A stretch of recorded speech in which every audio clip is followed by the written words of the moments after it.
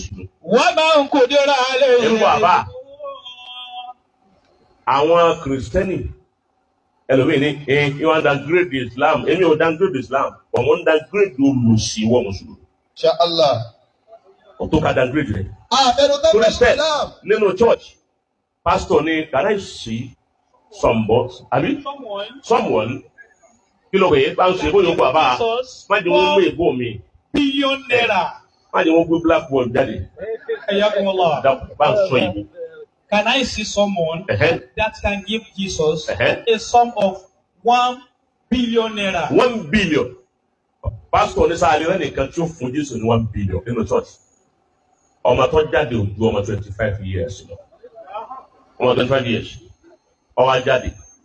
Ó ní òun fún church ní 1 billion. Rí Mùsùlùmí tó ná 500 million fún mọ́sálásí rí. Bóyá mi ní tí ì rí ni o. Kọ́dà òun ní 100 million. Kọ́dà òun ní 50 million. Bọ́ bá wá rí ẹ̀sùn ọkọ rẹ̀ sórí mídíà ní gbogbo ókì. Fóun ló fún Ọlọ́run ní 50 million mọ́sálásí. Òṣèlú yóò lé sí. Ẹ wá láwọn kìrìsìtẹ́nì, ẹ wá ní wọ́n rówó. Bí wọ́n bá kọ́ mọ́sálásí sẹ́gbẹ̀ẹ́ kẹrin àyè, táwọn náà ralẹ̀ sí àyè tí wọ́n kọ́ chọ́ọ̀chì. Àwọn ni wọ́n kọ́ parí tiwọn. Mọ́sálásí kan bẹ mo fún ọkọ̀ bọ́ láti rí lọ́nà báyìí. Lọ́nà báyìí, bàbá kó lọ nípa kó ológun máa sọ ká ń lọ Ọ̀yọ́ tá tó ń lọ kíníkan láìdé lẹ́hùn.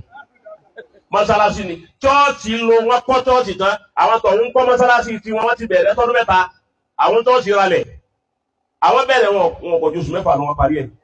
Èyí tí wọ́n wá lò màtíríà tí wọ́n wá lòkù wọ́n á kún mọ́sálásí. Ìyẹn ọ̀dà wọn nígbà náà ẹni ọba bá ẹni kírísítẹ́nì tó bá gbé iṣẹ́ fún ọ tó o bá ṣe ìwọ́ta yẹn ọ̀dà. La ilaha illallah. Àní wọ́n lò ó kù wọn fún mọ́sálásí. Tí wọ́n sáṣẹ́ wà pọ̀, àwọn yà gbà wọ́n yà ìpàdé mọ́sálásí tiwọn.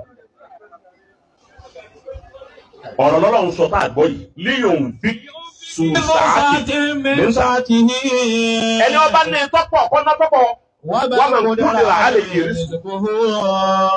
Ẹni bá fún díẹ̀ tí ò ní tó nǹkan, òun náà gbọ́dọ̀ torí kó òun ò ní kó lóun ní wá. Dédé ń tọ́ ọba ní filẹ̀ láti láwọn tó fi 2,000 lẹ̀. Fálíyòun fi kì mí máa àtàwọ̀lá. Dédé mi náà mú fún ọ kékeré, dédé kékeré òun náà ló fún mi. Ẹ wo bí tọ́lọ̀ wọn ò ti jẹ̀bi wa. Tọ́ bá fún wa kékeré, tọ́ bá ní aná púpọ̀ fún òun kíláàsì. Ọwọ́ ni pèmí náà máa pé kékeré mo fún ọ. Torí kékeré tí mo fún òun náà ni òfin mi náà. Ìjọba bá bí ìrò lọ́wọ́ rẹ̀ pé ò fọ́lọ̀. Ọ̀rẹ́ kékeré náà ló kú fún mi ẹgbà. La yukallifu Allahu nafsan illa ma ataha. Ọlọ́run lè gbé nǹkan kan kọ́ Ọlọ́run dédé tí mo fún ọ náà lọ fún mi. Sayaj'alu Allahu ba'da usrin yusra. Sẹ́rí ẹlòmíràn máa yà Kùránì tú nígbà tó kéwú lọ ni. Tẹ́ ẹ bá wo ń tọ́ parí àyà yìí, Sayaj'alu Allahu ba'da usrin yusra. Kìí sàwọn sún sáàtì lónìí, tọ́ra àwọn ò ní wúsíwù, àwọn ò rí nira.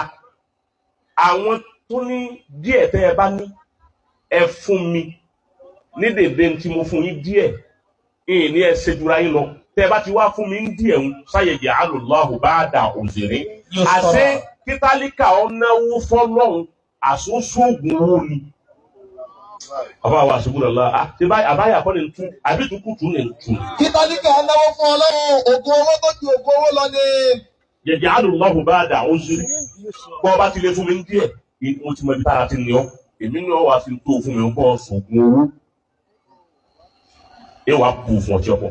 Bó o bá ti lè fún mi díẹ̀ nínú díẹ̀ tí mo fún ọ̀hún náà ìwà bọ́ fi sí ọ̀pọ̀lọpọ̀ ògùn owó mi yóò wá pọ̀ bú.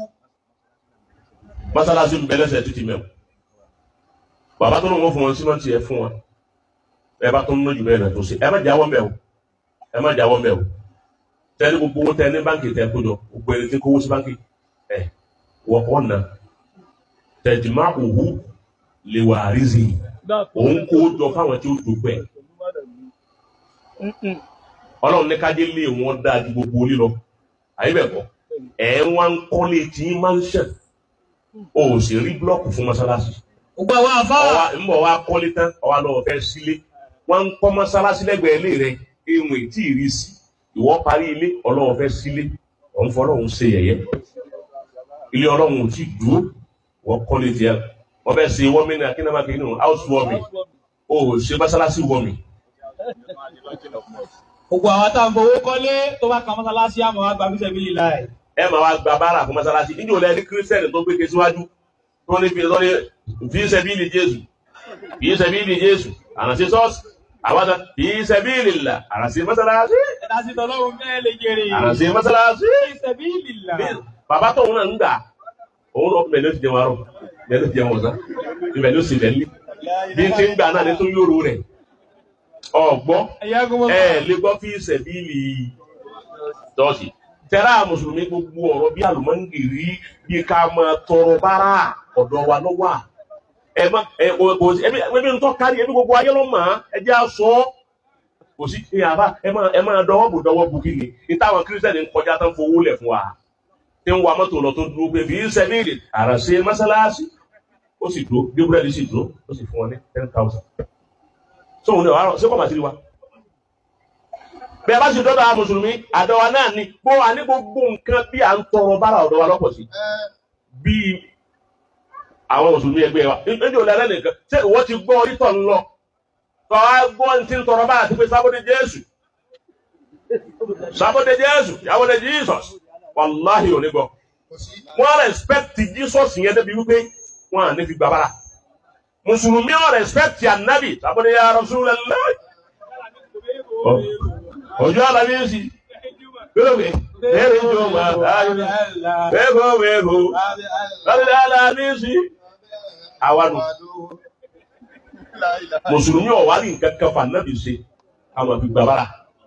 Innal karima idha nadaita qawlana.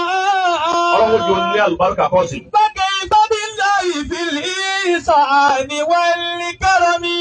Innal karima. ẹni tá a lè pè ní ọlọ́rẹ ẹni tá a lè pè lọ́lọ́rẹ èèyàn kí lágbájá yìí ọlọ́rẹ nípa ìlànà dáìkà.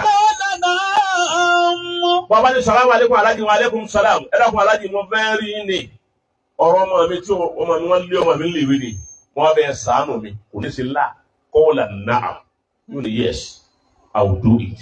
Fakayfa billahi fil ihsani wal karami.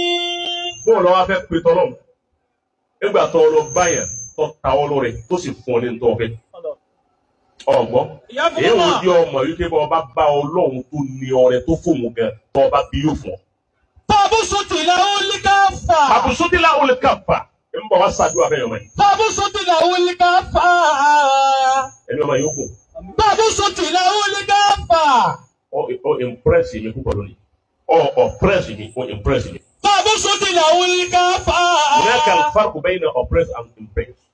Karamakumullah. kéèyàn impress yẹn kọ́ ọ máa náwó nínàkúnà níbi tí ó yẹ kọ́ ná sí kó impress yẹn. oppression yóò dàbọ̀ oppress yẹn ọ̀sẹ̀ oppression yẹn oppress yẹn àmọ́ impression àbí òun ní kọ́ ná síbi tí ọ̀dà. Barakallahu fika. sọ fún mi pé n bá ti sin nǹkan gbé síra wọn ẹ tètè máa rán létí orí olùsí oníbọ́ọ̀dù. Tabusutila ulikafa. Lanta tika farigatu. Tabusutila ulikafa.